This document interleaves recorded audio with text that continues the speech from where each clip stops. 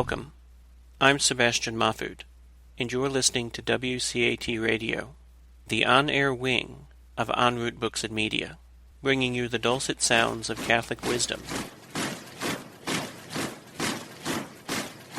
Hi, this is Dr. Cynthia Toolin-Wilson, and I'm here with Matt D'Antuono tonight to interview him on our show, Author to Author, and he has written a very interesting book called The Wise Guy and the Fool.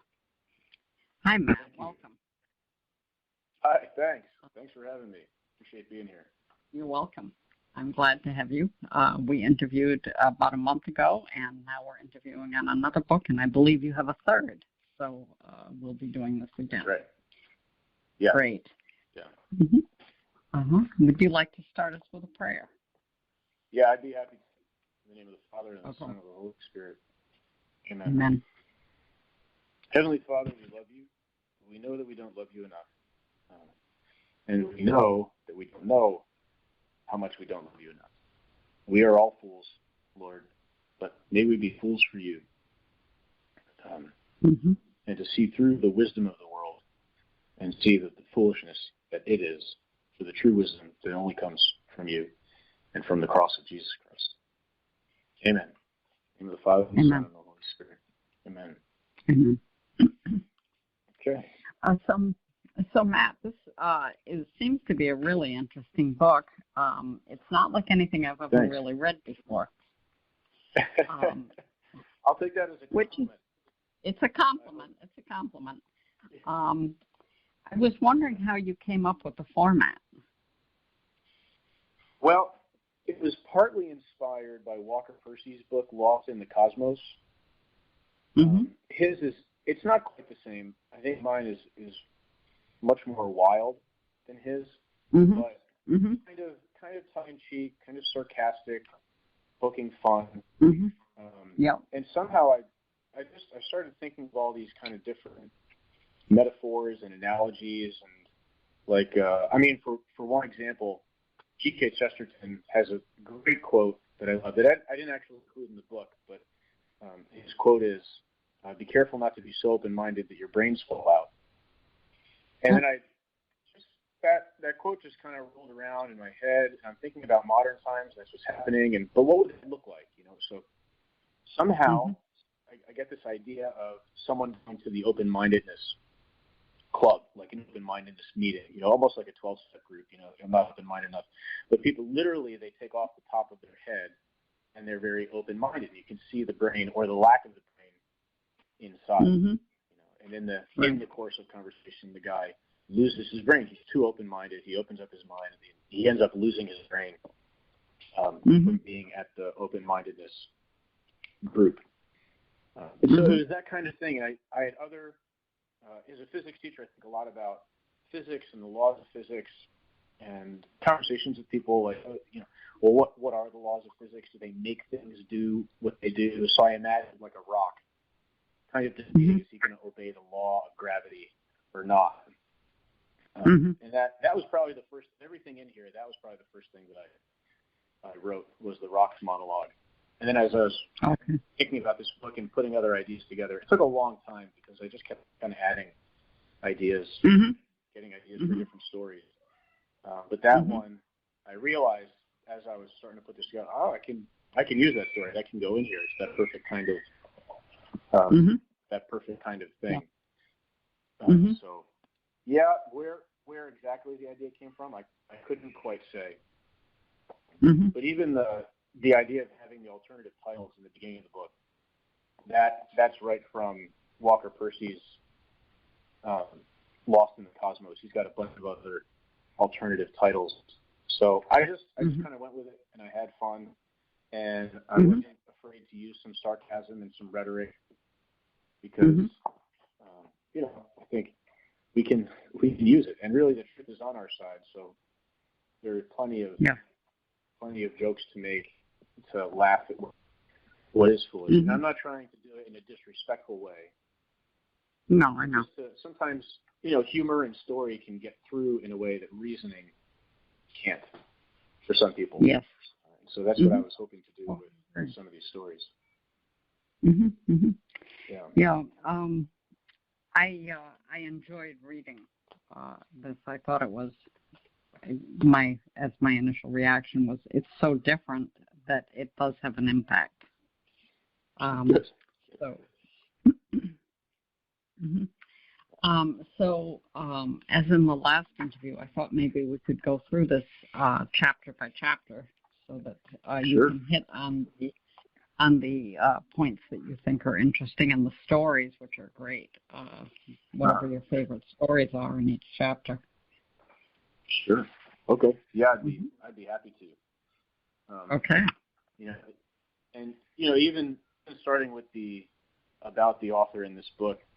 I was trying to kind of be sarcastic, but hopefully lighthearted at the same time. So, even like the bibliography, suggested reading. I said why you should not have read this book. In other words, here are other books that you should read, other authors. And in the beginning, I just wanted to be plain honest. Like, I'm not claiming to be anybody particularly special. I'm not claiming to be perfect by any means. So I kind of make fun of myself a little bit in the beginning. And actually, it was worse. I had really been off on myself. But thankfully, a good friend, Father John Mary, who's a CFR, a priest in the Friary community of the Friars of the Renewal, read it because he had to read it to get approval for Brother Francois to do his illustrations. And I'll talk about that in a minute. What an absolute pleasure that was. But Father John Mary said, Matt, you're coming down on yourself a little too hard. I don't think it's exactly what you're looking for. So I did back off a little bit. So I'm glad he had the suggestions that he had. And that's good. When I first submitted the book to Dr. Mahfoud for publication, he said this would be great if you had illustrations in it. And I thought to myself, well, what do I know about illustrations? Or I'm not an artist by any stretch of the imagination. I mean, I could try, but I don't think we'd get anything very good. And in the meantime, I asked my wife. My wife, she's good at drawing, and she's studied art a little bit. Was into it in high school, and I like the stuff that she draws. She's done some stuff for our YouTube channel, some of the little figurines. But she, she had 7 kids at the time. We have 8 now, but 7 kids at the time. Like, when is she going to find the time to do that? And I was joining the community of the friars as an associate during his time, and met Brother Francois, who's from France, and he studied art. And we're talking about art and his artwork and that kind of thing. I was like, oh, I could ask him. Maybe he would do some illustrations for the book. And I suggested a bunch of passages. Here, let me know what you think. And he said he'd be happy to. So he ended up doing 1 illustration per chapter. And, he had to get permission from the superior to do that. And then also, on that note, every purchase of a book, a small donation is made to the community of the Friars of the Renewal. Because Brother Francois has he's taken a vow of poverty, so he doesn't get paid. But, they can make a donation to the community as a whole. It goes into their general treasury, which I was more than happy to give them as much as they could just for that. And I was blown away by his illustrations. I told him, kind of cartoony in nature. But, the first thing that someone looks at is the cover. And he has an illustration that he did there that, I don't know, I hope to frame someday. I have it. It's decent size. It's at least a foot long, a foot wide. He did it in watercolor and ink. And brilliantly, I didn't give him the suggestion. He took the School of Athens painting, the famous painting by Raphael, and he put Socrates and Aristotle in the middle, as it is in the painting. But then he took all of his other illustrations from the book and worked them in. And even some of the positions are the same kinds of positions in the painting. Like down in the right, Pythagoras with the compass doing the thing. There's a guy there who's kind of pointing down. A guy kind of lounging on the stairs, going up. I was just blown away by what he did. It was so cool. And then even in one of the illustrations, there is this image. So one of the illustrations was for a story where some guys are going to use a guitar to do construction. What Brother Francois did, made the construction just at that particular moment. They were going to hang a picture, so they're using a guitar to bang in a nail, and that I'll talk about that in a second. Explain why they're doing that. But the picture that they're going to hang is this image from the cover. It's the School of Athens parody that he did. And so, yeah, I mean, I was so happy with that. So in terms of going through the chapters one at a time, I start off each chapter with some true-false questions, just to kind of get people thinking a little bit, and put some statements out there that maybe people think. And so the first one, I had to start kind of where people are. In my conversations with my students and other people in my life, it is incredibly evident that truth is losing the battle. Oh yes, I agree. People are convinced that there's no such thing as absolute truth. The closest thing that comes to truth is science, which for me is ironic. I'm a science teacher, and I study philosophy, so I kind of see the big picture, and I think a little bit about how science fits in. But I was having a conversation with a colleague the other day, and about whether or not God exists and truth and religion. She said, "Well, I just don't think that stuff is either true or false. I don't think you can judge that." And that's where it stands. God exists. That statement is neither true nor false. There's no truth when it comes to that kind of thing. Whether or not we have a soul, afterlife. And so, again, like science is maybe true and false, but the rest of it is just nonsense. So I had to start with how crazy the idea is that there is no truth. And that's what the whole first chapter is about. And, true or false, there is no truth. That's the first statement. And then I comment that if you say that statement is false, then if you say that statement is true, then you have to mark it false because there is no truth. If that statement's true, then it's false. Right. But if in order for it to be true, there has to be such a thing as truth. It's a self-refuting statement. Yeah. And the same is true really for the other. Truth is relative. Well, then that statement is also relative. Whether or not the statement is true is a matter of opinion. Same thing. So I go through and explain some of those things. And then right away enters in the wise guy and the fool. This is what the book is based on. Yes. And the wise guy and the fool is this kind of ongoing, intermittent conversation, dialogue that comes in. And the idea is based on the quote at the beginning of the book, Peter Kreitz, who said that there are two kinds of people in the world, the fools who think that they are wise and the wise who know that they are fools. The people who think that they know it all are really quite foolish. This is based on the wisdom of Socrates, of course, from his apology. His piece of wisdom is that our wisdom is incomplete. Really, when it comes to the grand scheme of things, we are foolish. And so the wise guy is the one who thinks he's wise, but the fool is actually the one who's wise because he knows how limited his knowledge and understanding is. And he's honest enough to just ask the simple questions and to have common sense. And in my search for truth, common sense has often been vindicated through Aristotle and Aquinas. And that's what the fool expresses, just the honest, simple person who sees the truth for what it is and can't deny it. Right. So the story that follows that is from one of the first stories I wrote, I think. And the idea is that, people think, your reality and my reality. So those two guys are in a bar and they're like, well, which reality are we in? Are we in your reality or mine? And they spill the beer and it just kind of floats and the bartender says, well, this is my reality because it's easier to clean up. But again, just to point at and then poke fun at this idea that there are different realities somehow.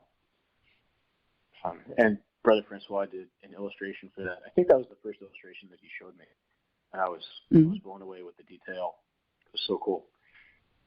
And then, a little story about a woman walking down the street in New York proclaiming that she's the queen of the Andromeda Galaxy and she's here to take over, and she's waving a twig at people. she'd be arrested as an insane person.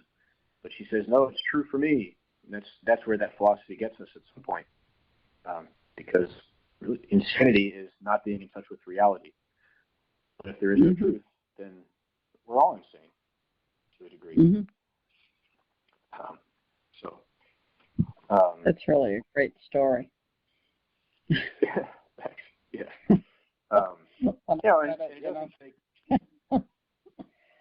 Brandishing a twig. Yes. Great. Good. Thank you. I appreciate that.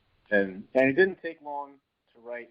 Another piece of this is that the way my life is, I don't get a ton of time to write. I get these brief snippets of time as a teacher and a father at home. And so I kind of felt like I had ADD when I was writing this, because that's just what I get, and that's what comes out. And so that was one of the alternative titles, Philosophy for People with ADD, so they can just read these short things and get these little stories that relate to each other.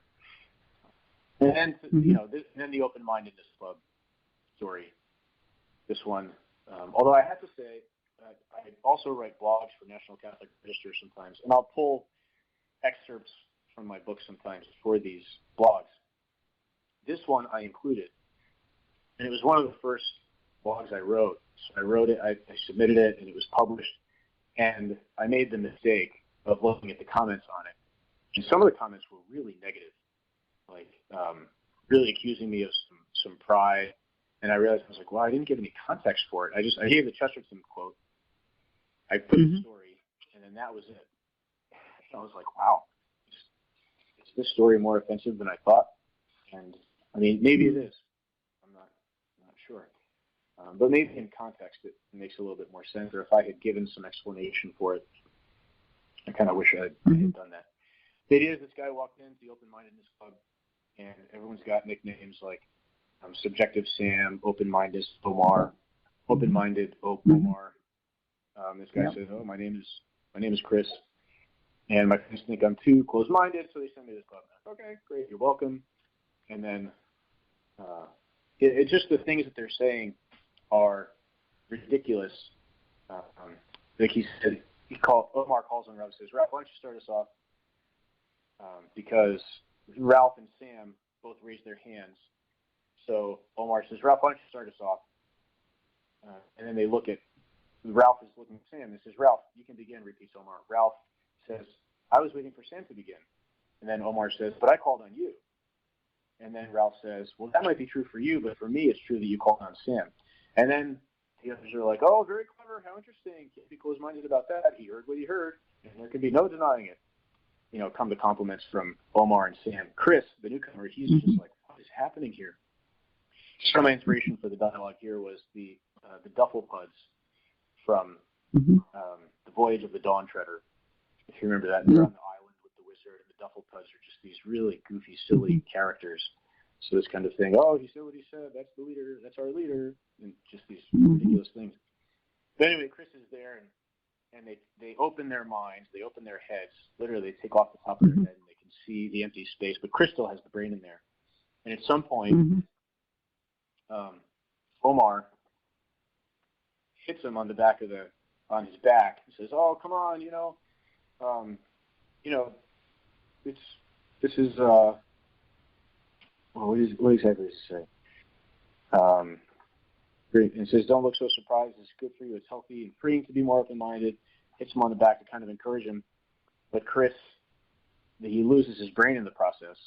His hand, Omar hits him so hard the brain falls out. And then he has his new name. He says, "I am Craniotomy Chris," and because he lost his brain. So that's, there is such a thing as reality, the real world. There is such a thing as truth. And if we deny it, then we get just insanity. And this story here is people thought this story was offensive? Yes. Yeah. People thought I see. They seem to take I offense at it. I don't think it's offensive at all. Okay. Thank you.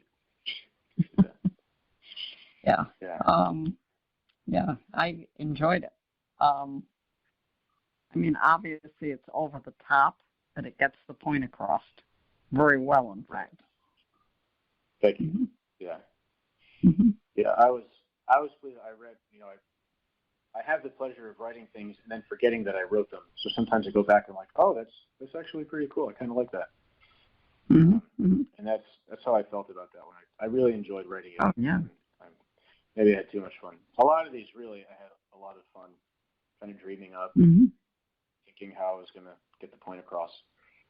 Mm-hmm. The next chapter gets at one of the things that people bring up about truth is that, well, there are illusions. People have illusions. They don't see reality as it is. And so there really can't be any truth.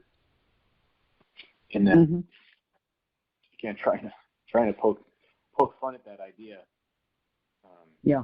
And because I remember even some of my philosophy professors, because my undergraduate philosophy I got at a secular school, and some of these ideas were kind of floating around, strangely enough. I thank God that I was grounded enough, at least to begin with kind of C.S. Lewis and G.K. Chesterton, some good thought there, and then also found Etienne Gilson and Jacques Maritain and Joseph Pieper and some of these other kind of deeper Catholic thinkers, and that really really helped me and to avoid some of the crazy things.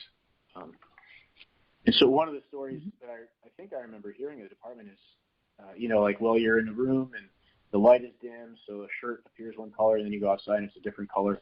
So I imagine that. Guys in the bar, and they look at the shirt and like, oh, your shirt's this color, and then they go outside and it's a different color, and then they throw up their hands and they give up on ever having the ability to trust their senses. Their senses are just totally unreliable now. But the whole thing is that if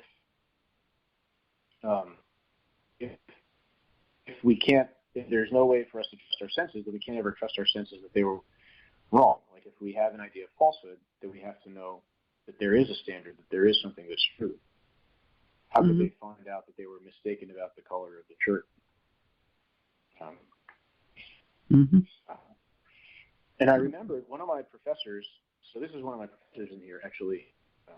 You get the wise guy and the fool. The wise guy says that he saw a TV special that proved how unreliable human memory is. And I didn't say anything in class at the time because I didn't think of it, but I realized later, well, then how could he trust his memory of the TV program? It's a totally self-refuting idea. And actually, some students were talking about this recently too. They were like, oh, there's this thing about memory and people don't remember stuff. And I'm like, well, how do you know you're remembering that correctly? And they realized it, and they were like, oh, wow, yeah, so what's going on with that?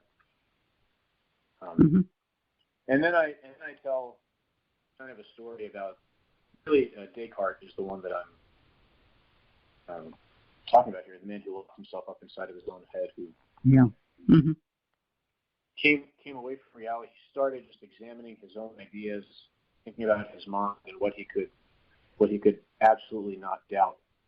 But the problem with starting in mind is you never get out of the mind, as opposed to the common sense of Aristotle and Aquinas, where, of course, we have sense perception. Nothing's in the mind that didn't first come through the senses. Once they're in there, philosophers since then have been doing everything they can to get through this maze out of the mind and back in touch with reality. Some of them have just given up. Like Immanuel Kant, just, okay, well, this is all we have. We don't know reality. What's outside of us? It's all in our head. And part of what they were doing, I think, is that they became enamored with what science was doing, embracing mathematics. But mathematics is great for mathematics, and it's great for science. It's the perfect expression, especially for physics. But when it comes to the rest of reality, it's not quantifiable. And so one of the other things that struck me in thinking about this idea of how we make mistakes and skepticism is that I see this strange marriage between skepticism and science. People who are skeptics claim to be very scientific in the way that they see everything.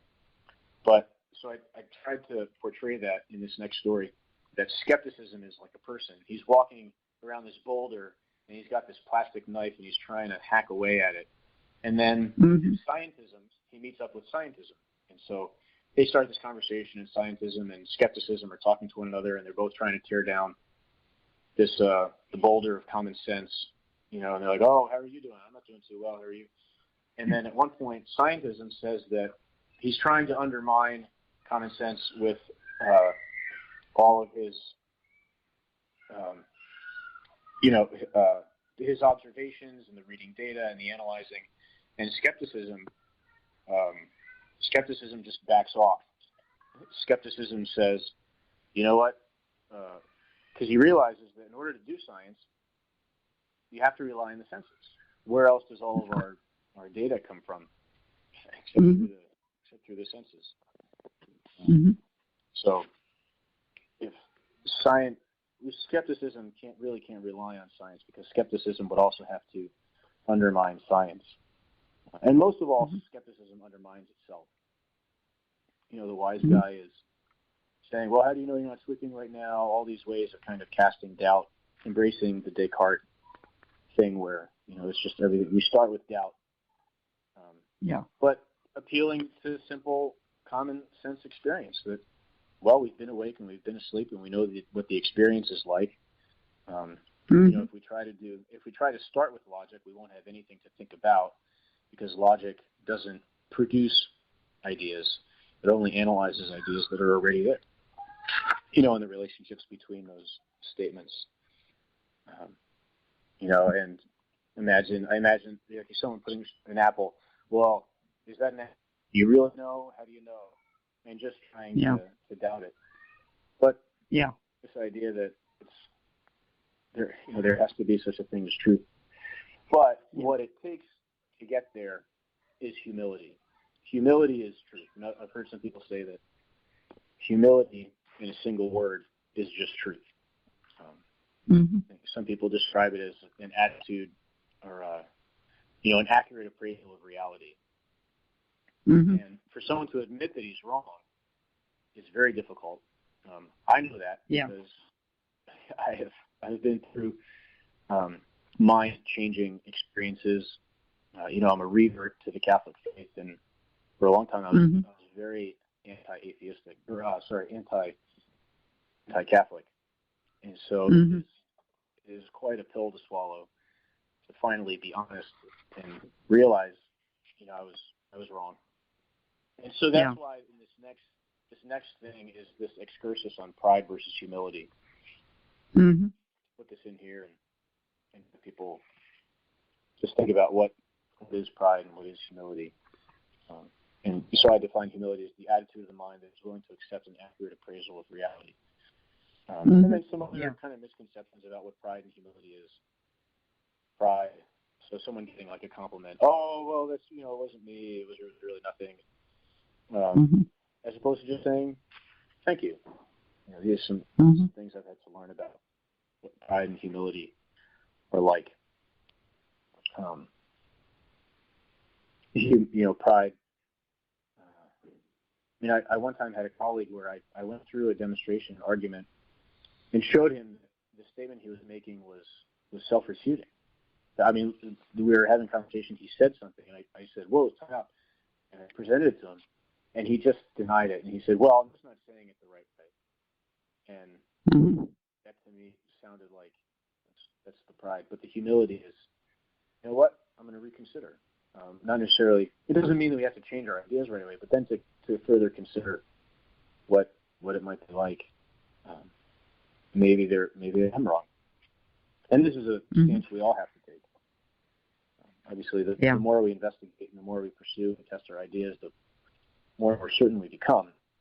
But we all have to. It's really truth that we're after. And so, it was just going back and forth. Here's what pride is. Here's humility. Kind of the alternative to that. And I guess in some ways, some sort of psychological, spiritual things in there about pride. Life is an individual sport. Humility, life is a team sport. That I heard from a friend. Life is a team sport. I wasn't quite sure how to give him credit for that. I ended up just putting it in there, but it was Yeah. A really good point. Mm-hmm. And then some of the paradoxes as well of humility, that the way up is down. The way to become sane is to admit that we're insane. Just recognizing reality. The way to life is by death to self, which is really a spiritual principle we get through Christ. Mm-hmm. And part of the idea here, too, is that I'm starting with philosophy. I'm starting with poking fun at the philosophy of the world, ultimately leading to the truth of Catholicism. But that doesn't come for quite a while because there's a lot of groundwork to be done in the first place. Right. So, like the way to victory is to admit defeat. If we can admit that we're defeated, well, that itself is victory. Mm-hmm. And then the third chapter. So once we have an idea of humility and pride, in humility, start thinking about what does it mean to be certain of something, so that we know it. So thinking about certainty, how to be certain about certainty. Okay. And so it says, I put out some statements about things that people might say that they know or not say that they know, to be certain about something or to be uncertain. And then there's this discussion between the wise guy and the fool. The wise guy says, how do you know you're not dreaming? So back to that question, the skeptic's question. And the fool says, well, I just follow where the evidence leads. Whatever the evidence is, wherever the reason is, that's where we go. And the wise guy says, well, what evidence? And he says, whatever comes to us from our perceptions, really from all around. Mm-hmm. And then I get into kind of how the senses work.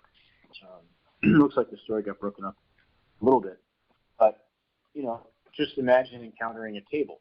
And so each of the senses is represented as a person, and it walks into the room, and right by the doorkeeper. The doorkeepers are touch, taste, sight, hearing, and smell. And then the doorkeepers, they look at one another, and they confer. Sight sees it, touch, I've touched it. Hearing, yeah, I've heard it.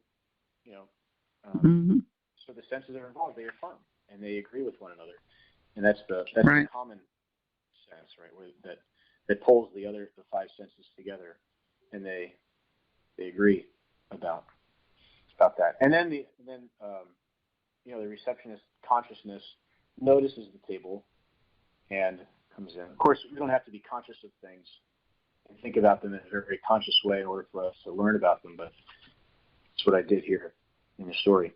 And then the intellect comes in. The intellect then abstracts from our sense data. The senses we can construct an image of it in the imagination, and the intellect is, if you will, scans the image in the mind, and then pulls from it the abstract idea of table. And so I try to make a little story out of it, how this process takes place, and then that as more tables are encountered, that idea gets refined over time and stored in memory, and then sometimes the reason can pull the memory out and work with it and operate on it. Doing my best to try to explain how the whole thing works. And then talking about the ways that we learn. Experience. So we have experience. We see things, we notice things. And then reasons about the experience. And then there's also a role of authority. People that we respect, people that we know, different ways that we rely on. We talk with other people. We do consult experts on things to find out more information. And so we have a number of ways that we check and refine our knowledge over time. Yeah.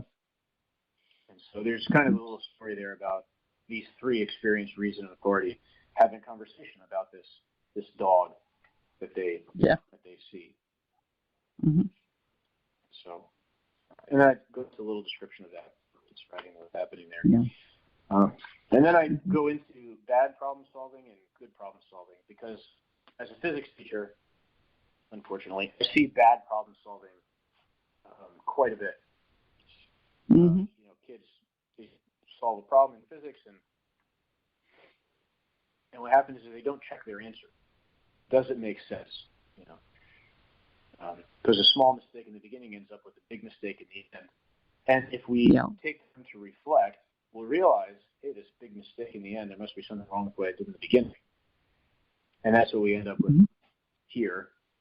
And, they get this final answer, 100 miles per hour, which doesn't make any sense. But the good problem solving checks and then realizes, well, I must have made a mistake at the end. So this is how we reason. Right? We go through, we have ideas, and we check them.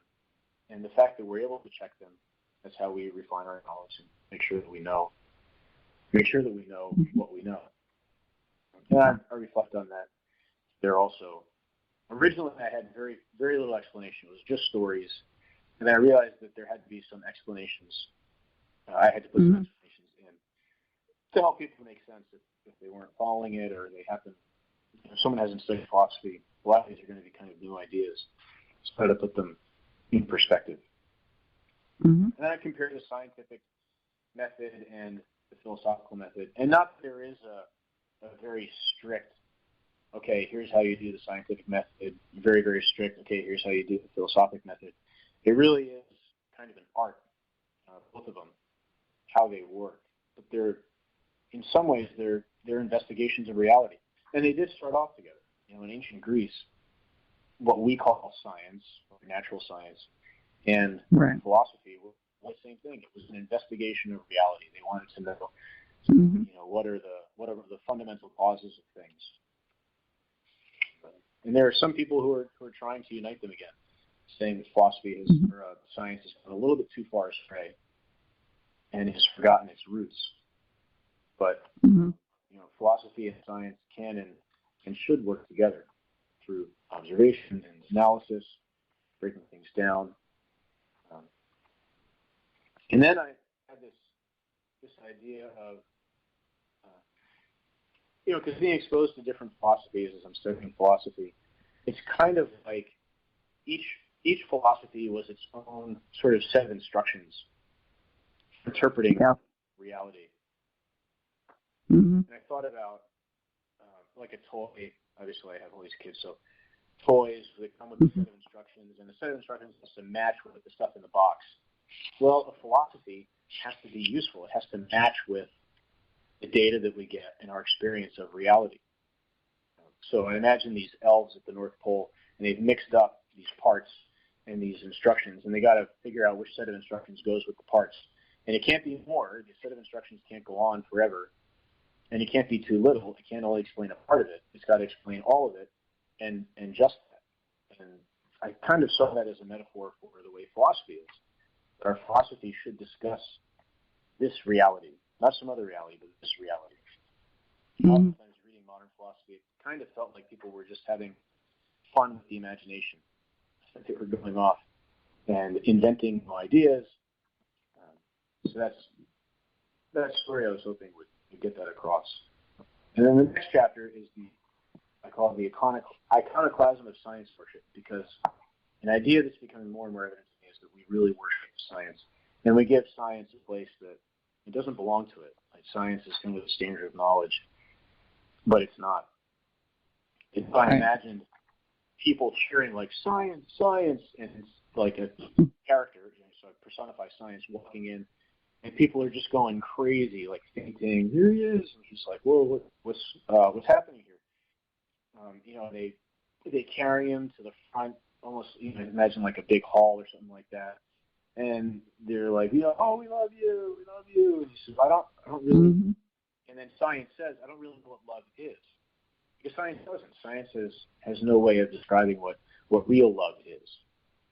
And then he's like, "Oh, he's so humble, he's so humble." And then they're like, "You're all knowing." And then he stops and he says, "I think you have the wrong guy. Your worship is misplaced." honestly. Mm-hmm. But I have to explain, because as soon as I think people hear something like this, they might think that I am anti-science, that I'm saying, oh, science is bad. Not at all. I love science, and I'm blown away by the beauty of physics. Well, year in and year out as I teach it, some of the things I get to cover and discuss, just beautiful. And I love it. But it's got to be in its right place, because even to put science in its wrong place is also to do an injustice to science. Mm-hmm. And I put some things in here that are true that science can't verify. Just to show people, here are some true statements that science, that go beyond science. For example, it's wrong to murder. Science can't tell us that. Science says nothing about morality. The music of Johann Sebastian Bach is beautiful.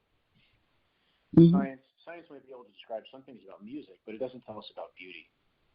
3 is an equation. It's supposed to be, the I pi is supposed to be an exponent, e to the I pi plus 1 equals 0. That wasn't discovered by science. It's sometimes called Euler's equation, which is a really fascinating little equation. Here, the print didn't quite work. Mm-hmm. Some other ideas that are just science can't tell us, but we know are true, or we can argue effectively for it.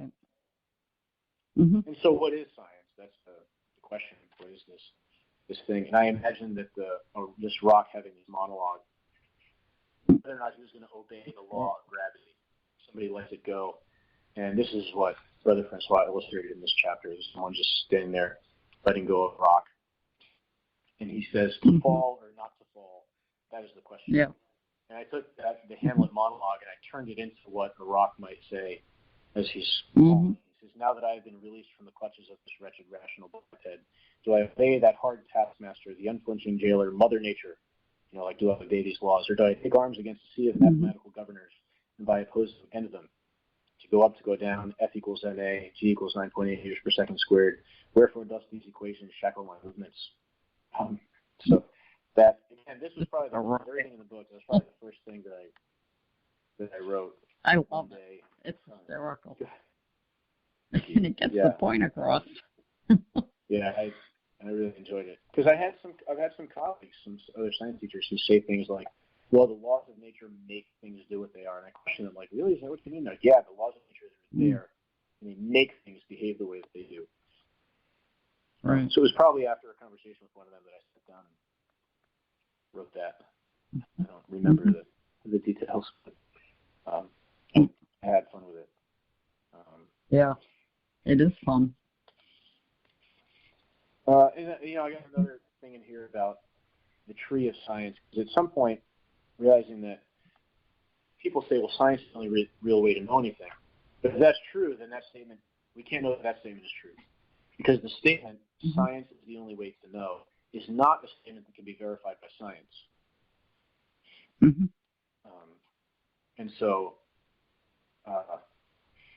this story about a man who planted the tree of science, but it was next to the tree of philosophy, and he didn't like that, so he went up and he forgot that the tree of science, that the seed had come from the tree of philosophy.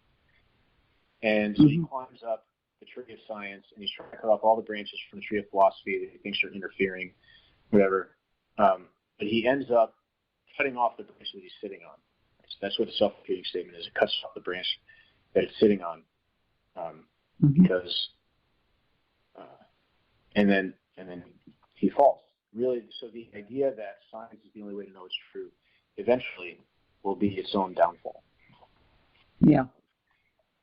Mm-hmm. But the great thing about the philosophy that I've discovered from in the Aristotelian tradition is that so much is just hidden in plain sight. And I was reminded, actually, Jacques Maritain makes this point, that it's like the purloined letter. Edgar Allan Poe has this great story where this letter is hidden in plain sight. And that's kind of what being is like. Being in reality is right there. And so, of course, the classic story of someone with his glasses on saying, have you seen my glasses? Yeah. They're right in front of you. So, going through some of the things that that we know are true. And even I was reminded again, so back to the Hamlet thing, is it to fall or not to fall? But here, the actual quote, to be or not to be, that really is the question. It's ultimately about being. It's about what is, what's right in front of us. And that things are what they are. And really, there's no way to deny that. And then I do kind of tell the story about the purloined letter. I call it Poe's purloined letter, and it's not really about the letter. It's about these things that people are looking for. These philosophers, they're investigating, they're trying to find, right and wrong, and being and essence and that sort of thing. So they go into this office, and it's like this team of investigators, and they just tear the entire place apart. Just everything, completely disassembled, hair samples, whatever. And then this man comes up to his office and says, "What did you do to my office? What are you doing?" Like, everything is just gone. It's just down to the rafters and and the guy says, "Well, we're looking for clues. Looking for clues for what?" And the guy says, "We're looking for the brute facts of existence. We've done this investigation. We wanted to find, we even took some of our own men. We had them disassembled and looking for free will. And, so we want to ask you some questions. Have you been in this room before?" And just things like plain common sense that are going about the wrong way, trying to investigate and to find. And when they look at it from that perspective, they can't find it. And the only conclusion then is that they're insane. They say, "We haven't found space and we haven't found time. We've got these highly developed tools to find them and we didn't detect them." So it's the only conclusion is that space and time are illusions. And then even consciousness and all of that stuff. And it ends where they're going to get to the cars and drive themselves to the insane asylum. Because they're just missing the stuff that's in plain sight. The most obvious parts of our experience are the easiest to miss. So then, in the next chapter, what kinds of things are things? So investigating what things are. That things have essence. Things have essences, and that's how we know things. We abstract those essences from them. One of the things I did with my students is I asked them if they've ever seen the number 2. Of course, and they point to the board. But really, they haven't, because what they look at is the symbol. So to kind of get across this very abstract way of thinking, I drew this, or I didn't draw it. That was a Freudian slip. I wish I had. Brother Francois did the illustration for this one. But I imagine this kid going, he's in math class, and he doesn't have his numbers, so he's like, "Can I go to the number store?" And he goes to the number store, and he's trying to buy these numbers because he's going to do arithmetic and he doesn't have his numbers. So, it's just ridiculous that the numbers are these things that we can buy. The numbers live in our minds.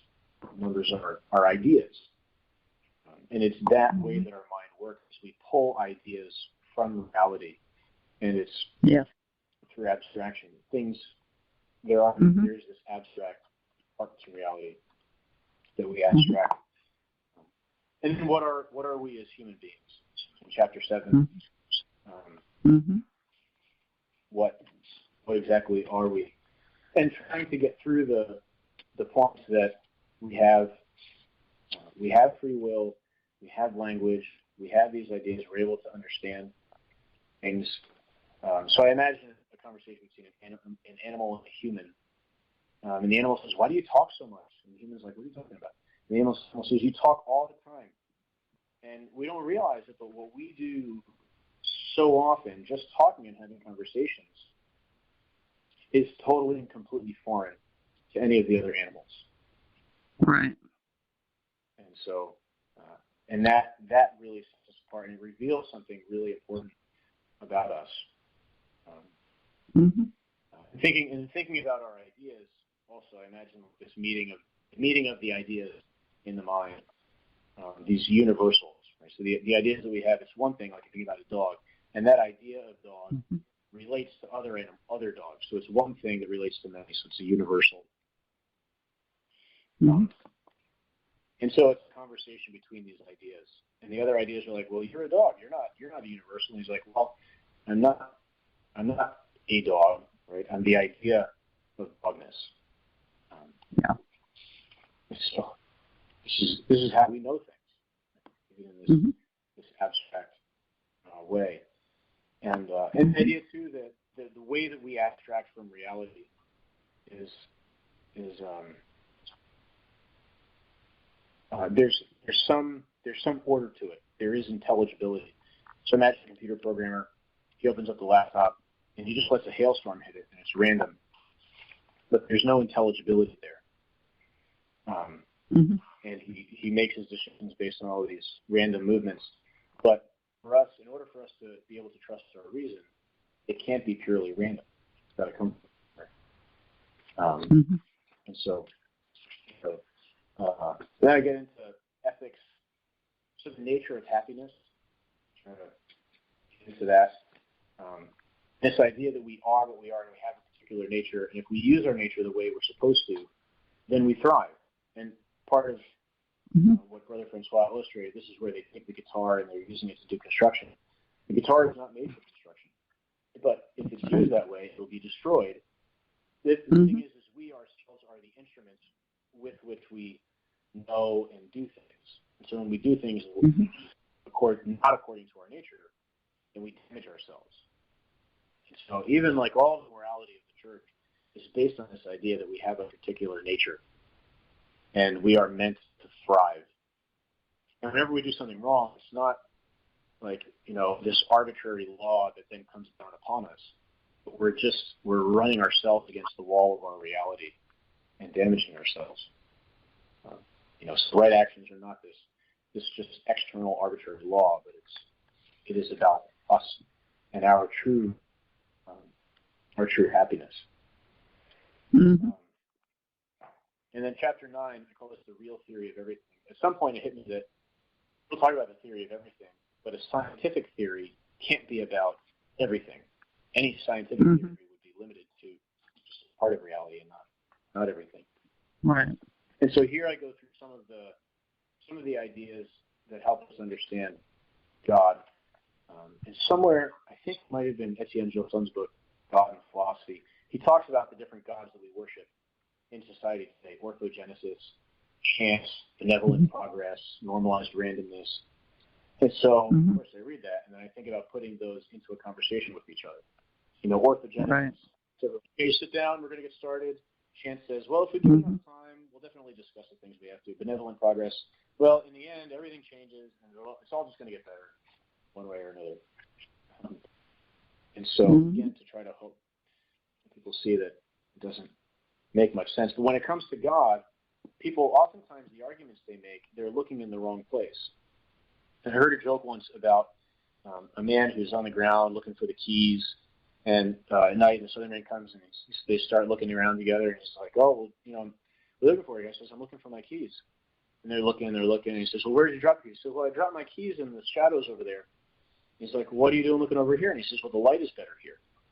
So this is where I'm looking for my keys. And so people look for God, but they're looking in the wrong places. It's not easy to reason about God and see the arguments there. And so trying to talk about, in the idea of God is not the kind of thing that has to be created. And relating that to, humans are not the kind of thing that have to have ideas given to them. They're able to create their own ideas. You say, well, where did that idea come from? From a human. Where did the human get that idea? Well, no. A human is the kind of thing that can create ideas. Because some people bring it up. God made the world, He made God. And talking about beauty, beauty is certainly something that points to God. Yeah. In a conversation with science, and science saying, yeah, I don't, beauty is not me. Beauty is outside of me. If you're talking about beauty, as soon as scientists talk about beauty, they're not speaking as scientists anymore. They're talking as philosophers. And if God doesn't exist, beauty is, it's not objective. Beauty is just something that happens to please us. But the scientists seem to be quite insistent about this idea of beauty. And then the lover, when someone says, I am nothing without you, when we say that to God, it's literally true. Mm-hmm. Yes. And then chapter 10, I'll try to get through this. Chapter 10 is the God-man, Jesus Christ. Mm-hmm. The big story here is the one that I've heard told where people say that some blind men go and they see an elephant. They find an elephant because they don't know what an elephant is like, and one guy says, oh, it's like a snake. Another guy says it's like a broom because he's touching the tail. The guy says it's like a snake, he's touching the trunk. One's touching a leg, he says, oh, it's like a tree. So, God is like that. But then I remember hearing that story and immediately thinking, well, the elephant became a blind man. And so I rewrote the story with a new ending where the elephant becomes a blind man because Jesus is a human to reveal himself to us. Mm-hmm. They kill him. And they go to a friend who says, no, it's not crazy ideas. And that's there's the modern relativists who try to tell us those things. Mm-hmm. And then ultimately the Catholic Church. So we understand that God exists, who Jesus is, and Jesus gives us the Catholic Church as the foundation, the pillar and the bulwark of truth. For a long time I believed in sola scriptura until I finally realized, wait a minute, that's not in the Bible. And trying to deal with some of the other objections too, like scientism, discussing with the church. Scientism says, why are you against science? The church says, I don't understand what you're talking about. I'm not against science. And this conversation about Galileo, and the church says, well, Galileo is my son. I don't understand what you're talking about here. And actually, the beginning of the chapter is actually a reference to Socrates. Socrates says that he imagines that he's boxing against shadows. I think that's the situation of the church. Is there's so many misconceptions about the church that, and just things that people say. That's what we're dealing with. These cartoon caricatures of the church, and the church is trying to respond to that, but like Socrates trying to respond to his accusers from long ago, he's boxing with shadows. Mm-hmm. But when we look at these things in perspective, I think they almost kind of disappear. Mm-hmm. And then the final thing, I call it a philosophical sermon on the meaning of life because it's about the meaning of life, but it has kind of a sermon aspect to it, and that it's inspirational, and then ultimately, the meaning of life is that God loves us. The meaning of my existence is that, the fact that I exist. What is the meaning of that fact? And it's that God loves me. I would not exist without that. And hopefully, after some of the other philosophy about the philosophy of being, the nature of being, that makes a little bit more sense at that point. And then I give some ideas for some other authors and books to read. Yeah. Be helpful with the right kind of common sense about reality and the nature of things. Right. Mm-hmm. Well, this really is it's very unique. I don't know if anything can be very unique, but it's a unique book. And it's very enjoyable because as you go through it, many times you just kind of chuckle because it's like you can see what you're getting at, and it's done beautifully. Thank you. So Thanks. I certainly enjoyed it. But as I said, I've never read anything quite like it before. You get an A for creativity, and for getting your point across. Good. I'm glad I get an A in something. Glad to hear that. Yeah. Mm-hmm.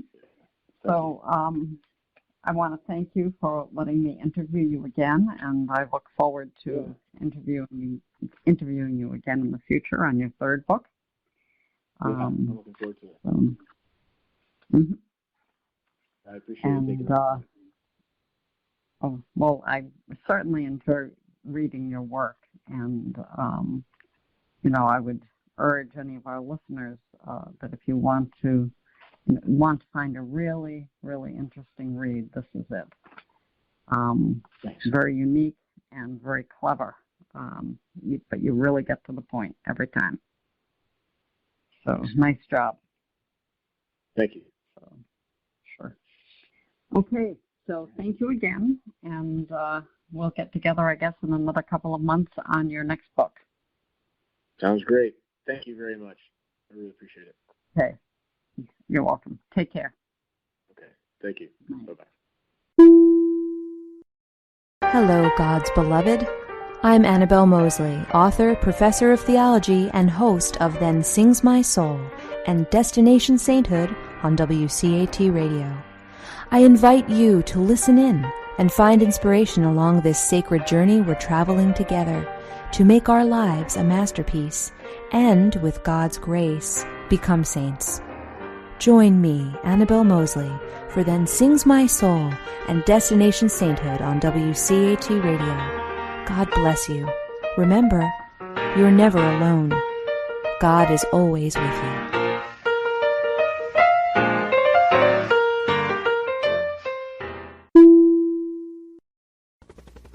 We hope you enjoyed the program and will join us back for another show on WCAT Radio. This is Sebastian Mahfood. Good day.